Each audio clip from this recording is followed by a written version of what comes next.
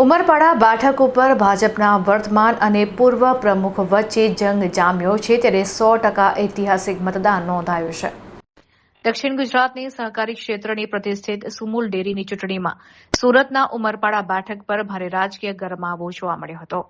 ભાજપના વર્તમાન પ્રમુખ અને પૂર્વ પ્રમુખ સામસામે આવી જતા આ ચૂંટણી જંગ પ્રતિષ્ઠાનો જંગ બની રહ્યો છે, જેમાં મતદારોએ ભારે ઉત્સાહ દાખવીને 100% ઐતિહાસિક મતદાન નોંધાવ્યું છે.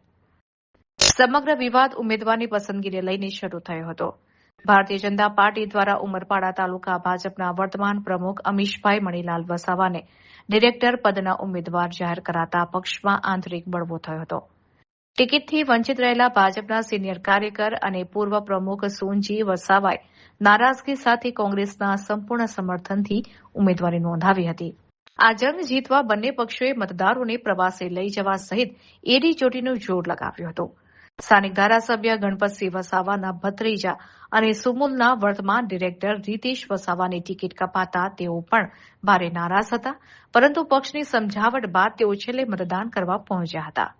ધારાસભ્ય ગણપતસિંહ વસાવાએ પોતે મોરચો સંભાળી કાર્યકરો સાથે સંકલન સાધ્યું હતું.